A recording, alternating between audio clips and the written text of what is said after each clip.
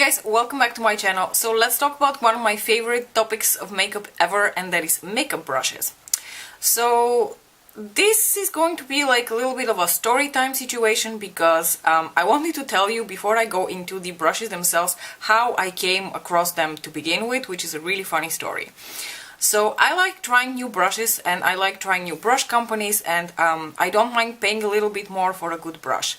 That being said, I've heard so much about Hakuhodo brushes, Chikuhodo brushes, Smith brushes, you know, all these companies that make really high quality brushes.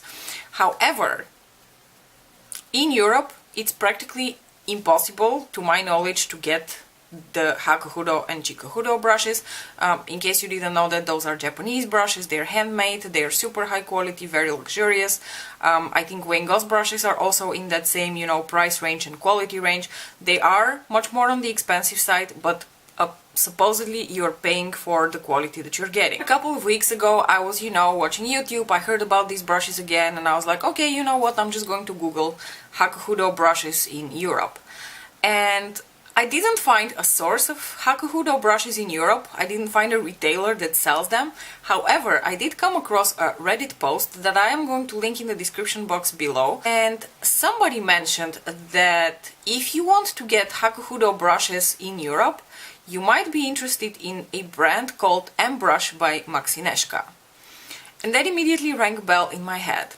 So now we come to the other story that I wanted to tell you. Back in 2013, when I was really getting into makeup and I was starting to gather a much bigger collection, and I was starting to experiment a bit more with makeup and not just, you know, very simple things that I used to do before that, I used to hang out a lot on the Makeup Geek website because Makeup Geek was one of my very first loves when it comes to makeup. I used to watch Marlena and her tutorials a lot, and when she launched Makeup Geek, I immediately bought like the ultimate big bundle with eyeshadows.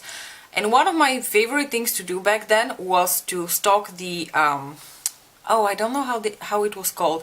It was like an idea gallery page, basically, where you were able to upload your makeup, and then people would give you likes and stuff like that, and it would be a little bit like a source of inspiration. I used to upload my super amateuristic looks as well. I don't forget, I'm going to insert one of those embarrassing images from 2013 so that you can see what kind of looks I was uploading back then. But anyway, that's completely irrelevant to the story. So back then, I feel like the gallery, the makeup idea gallery of Makeup Geek was dominated by looks by Polish bloggers. And those Polish bloggers are ladies that you might have heard of, for instance, Katosu, Dressed in Mint, Maxineczka. And I used to, you know, drool and be mesmerized by the beautiful looks that they created, by the beautiful photos that they made of their makeup, and they were my very first, you know, inspiration into makeup. All of these girls, by the way, also had YouTube channels, and I used to go on their YouTube channels, and even though I didn't understand a word of what they were saying, I remember, for instance, this tutorial that Katozu had with the sleek dark matte palette. It was like this beautiful blown out green smoky eye look, and I used to like watch and rewatch that tutorial, and I had the palette, so I tried recreating this look. Never quite worked out the same way that it did for her, but that being said, I used to love these girls. The only problem is that for some reason they insist on doing everything in Polish. So they don't do videos in English, they don't write anything in English, it's just everything is in Polish. Maybe I follow some of them on Instagram, but I definitely don't subscribe to any of their YouTube channels because, like I said, everything was in Polish, and back in 2013 there were not that many tutorials in English, or not that many that were interesting to me. But over time, of course, you know, YouTube exploded with makeup and beauty YouTubers, so I had so much choice in English that it really wasn't necessary for me to follow these Polish girls anymore. So back to the story with Reddit. When I read M-Brush by Maxineczka, I was like, wait, is that the same girl? Is that Polish blogger girl? Let me check. So then I started digging into it, and it turns out that it was indeed the same Maxineczka that I remembered from years ago. And that is probably one of the reasons that I immediately jumped on this, because had it been any other random name, I might have just scrolled through it, completely forgotten about it, not paid attention, because it sounds a little bit dodgy. The European Hakuhodo made by random person B. But because it was Maxineczka, I was like, oh, this actually might might be legit. So then I followed the link that was on the Reddit post, and the link basically leads you to a store, a Polish online store, which is called Minty Shop. The story reminds me a little bit of what Wayne Goss did. Basically, he wanted to create a line of luxurious brushes that are handmade in Japan of the highest quality, you know, goat hair and stuff like that, and it sounded like Maxineczka did the same kind of concept, and she created her own brush line, which is called M-Brush by Maxineczka. And I went on the website and I thought, you know what, the prices are high, but the brushes look beautiful, from what I can tell from all the Polish reviews, because everything, I have not come across a single review of these in English, by the way, which is probably one of the biggest problems and one of the reasons that nobody really knows about these brushes. But from what I could gather via Google Translate, people said that these were really good quality, although they're very expensive. So I figured, at first I was looking at the brush sets because she offers brush sets, but I've come to appreciate over time the practicality of choosing the brushes that you are interested in rather than a brush set if you already have a lot of brushes like I do. So I thought, you know what, for starters, maybe it's a bit more expensive, but I'm just going to order a few separate brushes, like shapes that I'm interested in, just to check out the brand. And maybe someday if I really like them and I want to have more brushes from them, I am going to order a set. So then the first thing I wanted to address is I had absolutely zero issues ordering from the Minty Shop. Yes, it's all in Polish and I could not find for the life of me a button that translates everything into English, but to be honest, it was quite straightforward. You look at the brush, you look at the shape of the brush, you add it to your card, you fill in your information. I don't know, maybe it's because I'm Eastern European and I kind of understand some of the words. It was easier for me to navigate through the site. I can't be sure, but I really didn't have any issues like adding the brushes to my card, filling in my personal information and checking out through PayPal. I received immediately all the confirmations. The brushes were literally sent like a day or two later with a tracking number, and I was able to follow how far they are. And I want to say I ordered them on Sunday and they arrived on Thursday. So it was also a very quick delivery. I was very happy with my whole experience with Minty Shop, and I would highly recommend and encourage you to try it if you're interested in these brushes, and do not be scared of the polish. I am going to show you the 4 brushes that I ordered. They're very dirty right now because I just used them to create the look that you're going to see in a bit, just as a demonstration of how these brushes work. I am going to insert little videos of these brushes clean somewhere around me so that you can see how they look like before they had a bunch of eyeshadow on them. But the first thing I wanted to show you is the boxes in which they arrived. So I ordered 4 brushes, 1 face brush and 3 eye brushes, and 2 of them are from her burgundy line. So the handles of the brushes are in this beautiful red burgundy color and the ferrules are rose gold, and the other 2 brushes are from her, you know, general black brush line. So the handles are black and the ferrules are gold. The brushes arrived accordingly into either black or red packaging. I don't know whether you can tell. It's very exuberant, luxurious packaging for a brush. Each of them arrived individually packed in one of those. And then you have the logo of M-Brush by Maxineczka over here. And then it says on one of the sides of this box, luxury brush, 24K gold ferrule and finest natural hair, goat hair by the way, handmade in Japan. And the same holds for the red packaging, the logo, and then the same information stands on this side. So they arrived individually packed, pretty luxurious. And then when I took them out, I immediately was like, oh yeah, these feel heftier than my Zoeva brushes. Okay, so let's just talk about the brushes one by one and the reasons I bought each an individual brush shape-wise. So the first eye brush that I bought is this one. This is the 05 big crease brush. It looks like this. And this is a very big crease type of brush. I bought this brush because I really like these types of brushes for my personal eye shape. I have, as you see, quite a lot of space between my crease area and my brow bone, and I'm always interested in fairly big crease brushes that can blend out my transition shade quickly. So that's the purpose I bought this brush for. The next brush that I bought is one that I don't have anything quite like in my collection, and that is the number 12. It looks like this. It is a very tiny crease sort of brush. It's like quite pointy. and it fits perfectly into your crease, and it's very, very nice for detailed work. I figured if I'm going to order something, it might as well be something that I don't have. Then the next brush I ordered is the number 20, which is a very small, like, shader type of brush.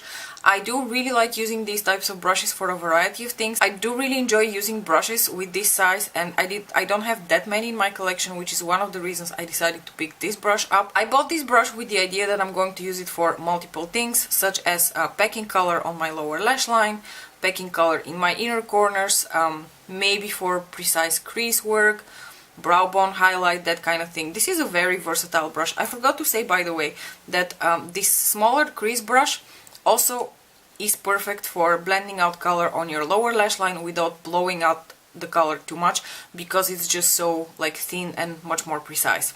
So these were the 3 eye brushes that I picked up, and the last brush that I picked up is this one. This is a fan brush for, I don't know, you can use it for the application of whatever you deem, you know, suitable. I personally really like fan brushes for the application of highlighter, although I think this brush might also be really nice to apply blush with it.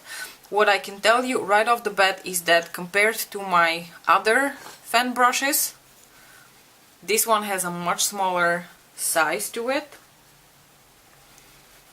This is, by the way, the number 24. I did already wash them once with just soap and lukewarm water, and I didn't have any shedding. None of them lost their shape.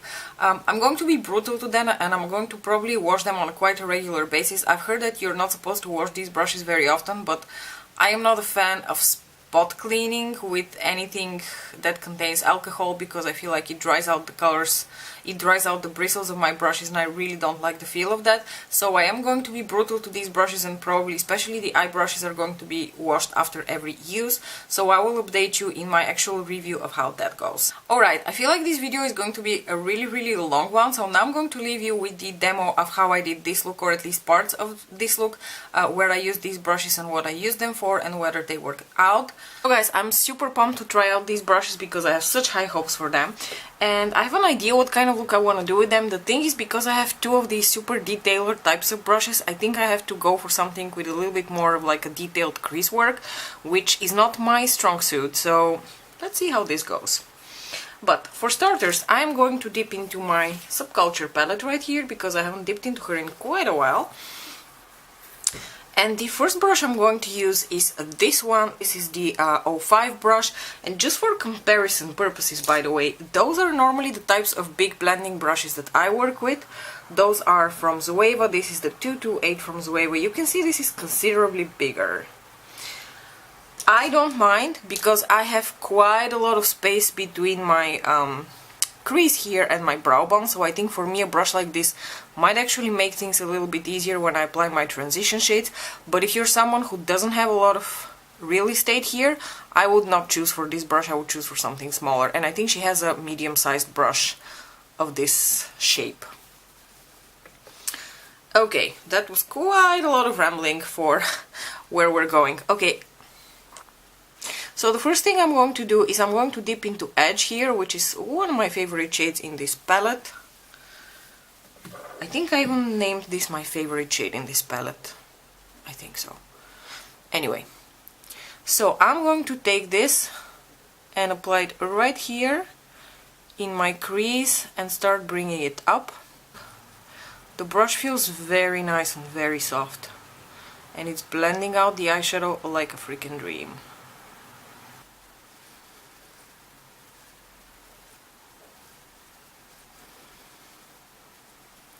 Okay, so far this brush feels amazing. I absolutely don't mind my other crease brushes. I think they would probably do the same job in terms of blending, but this feels absolutely amazing. Now, before I move into the smaller brush, I actually want to create a little bit more of like a mustardy orangey gradient. So I'm going to grab my Lux Defined crease from Zoeva, the 224, which is one of my favorites, and I'm going to grab this shade here, New Wave, which is an orange. And I'm going to put that through my crease. I think the other brush is just a little maybe too tiny for that. I could be wrong, but I want to use that other brush for something else, so that's why I don't want to put another color on it. Alright, grabbing the 05 brush again, giving everything a nice blown out blend. And I'm going to grab the M brush by Maxineczka in number 12, which is this guy.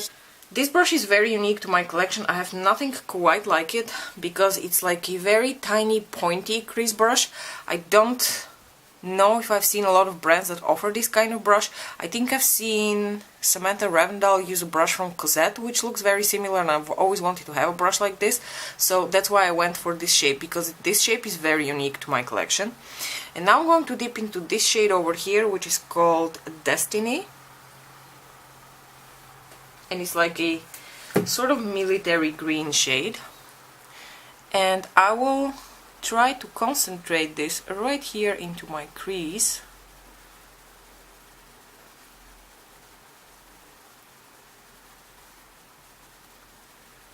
And just lightly blend it out with this brush without taking it too far. You can see, because of the shape of this brush and because it's like so nice and pointy, you can create quite a nice like gradient while still keeping it a bit more cut creasy. Like I said, cut crease types of looks are not my strong suit, so don't get your hopes up for the actual look. We're just kind of sort of testing the brushes. Now I'm going to grab the 20 brush, which is this little precise shader brush here, and I feel like this brush would be very nice for a variety of things, but the thing I'm going to try it for right now is I'm going to dip into this gorgeous shade here, which is called Untamed, just like this with the tip of the brush, and hopefully I'll be able to apply that right here in the very deep crease, almost like a line, to carve it out.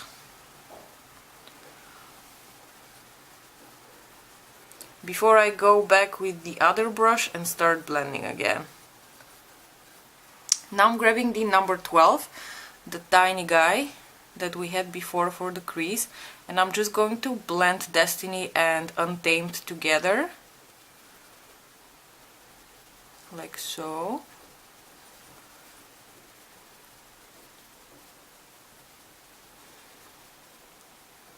The next palette we're going to dip into is the beautiful Paleo palette from Cliona Cosmetics, and the shade I'm going to dip into first, well actually I'm going to show you the shades that I'm going to dip into. So I'm going to take this beautiful green here, which is Archaea, and I'm going to go with that on the outer part of my lids.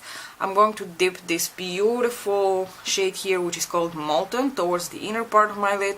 Probably going to do this one, Epoch, for an inner corner highlight. So now I'm going to continue with my lower lash line, because I want to try two of the brushes for that purpose as well. And I'm going to first take this Kiko Milano stick eyeshadow in the number 11, which is a beautiful bright teal turquoise kind of shade. And going to apply that pretty much in my waterline and a little bit on my lower lash line.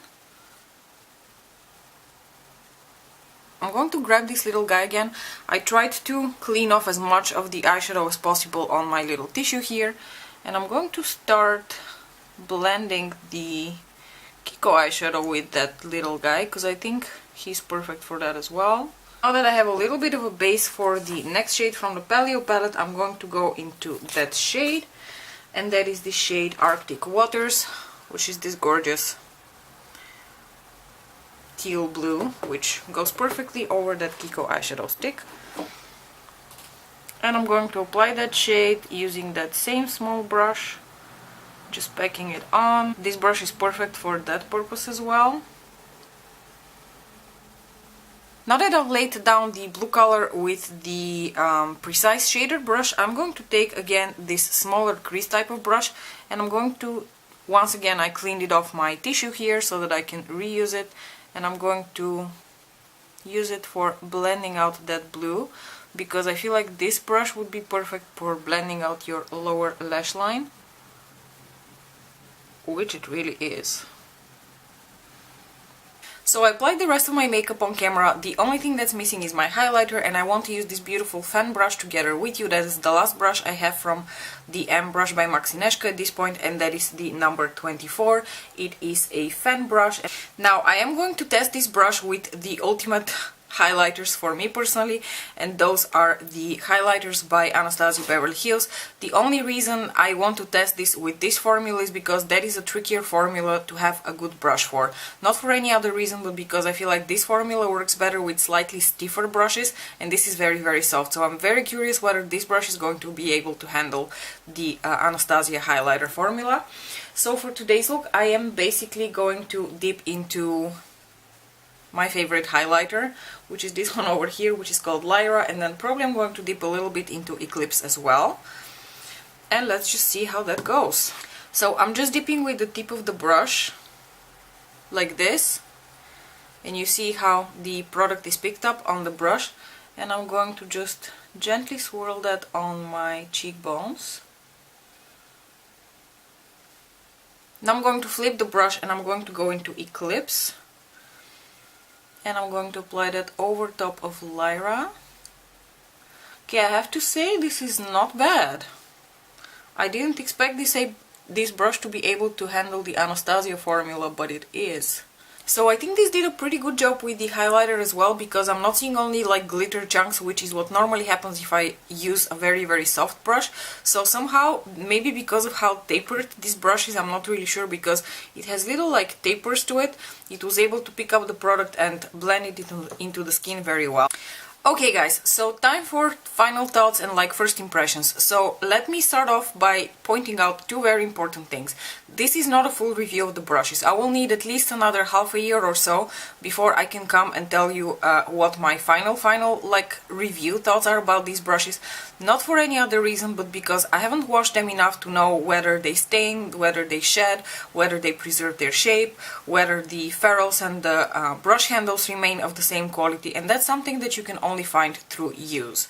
I can tell you, however, how these brushes performed, how they feel in the hand, and that kind of thing. So I'm going to do that in a second, but before that I want to give you my second point, and that is, like I said in the beginning of this video, these brushes are supposed to be the European Hakuhodo brushes. I don't own any Hakuhodo brushes, so I can't really compare. The only source of information that I have is that Reddit post that I'm going to link in the description box below for you, so that you can read it for yourself, where the person has both types of brushes and they claim that they're practically the same thing. I cannot make this claim because I do not own Hakuhodo brushes, nor do I think I will own them anytime soon. So let's just start with a couple of just general thoughts that I have about these brushes. If I hold these brushes in my hand and I grab one of my Zoeva brushes, you can definitely feel the weight these brushes have in comparison to my Zoeva brushes. They feel more luxurious in the hand. I don't care that they are, you know, covered with gold. I don't really care about that. They just look beautiful to me. They feel very weighty, and the bristles are very, very, very soft. So are of course the bristles of my Zoeva brushes. They're both made of goat hair, but I feel like these are like a hair softer than my Zoeva brushes. Each of these brushes performed its function really, really well. I want to mention something real quick about the price of these brushes and their quality. For instance, I have here the Anastasia A23 brush, which is also a highlighter brush. These two brushes are incomparable in terms of their quality. This is so much more luxurious, so much more sophisticated, so much softer, and you can feel the quality and attention that went into making this brush. This brush, on the other hand, while it does the job and it's fine, does not feel as weighty and luxurious. The hairs absolutely do not feel as soft. This is just a generic highlighter brush, in my opinion. And I want to say the price of these brushes may be very similar, because I think this brush was maybe something in the range of 20 to 23 euros, and these guys, I want to say something in the range of 23 pounds. So I feel like this brush is incredibly expensive and it's not such great quality. This brush is expensive, but you're paying for the quality that you're getting. I'm really happy with all the brushes that I picked up by the M brush by Maxineczka, and I'm probably going to pick up more brushes over time. I'm super curious what you guys think about this. Have you heard about this brand? Have you tried anything from this brand? Would you be willing to pick something up? I don't know, I think this is probably one of the most interesting purchases makeup-wise that I have made recently, aside from that Pat McGrath palette, because it's something that nobody really talks about, but I feel like it's such an interesting it's such an interesting brand. I don't think the price that you pay for these brushes is completely unreasonable, especially if they remain at the quality they are right now, because I think of brushes as a bit of an investment. I don't like scratchy brushes, I don't like brushes that fall apart, I don't like brushes that only kind of sort of do the job. I like to have a good quality brush. For me personally, up till this point, Zoeva was kind of like the golden middle, because you get beautiful quality brushes that last you a long time, and I was perfectly satisfied with those for now. I still think Zoeva brushes, if you are on a budget, are the perfect way to go. But if you were curious about something that is a little bit more high-end in terms of luxurious brushes, and you don't have, like me, access to Hakuhodo, Chikuhodo, or all these other Japanese types of brushes, these might be a very interesting alternative for you. So let me know in the comment section below, especially those of you who are situated in Europe, because I'm guessing you would be the most interested group over here, whether you would be willing to pick up any of these brushes. Thank you so much for watching. Don't forget to like and subscribe if you haven't already, and if you would like to see more content from yours truly, and I will see you in my next video. Bye!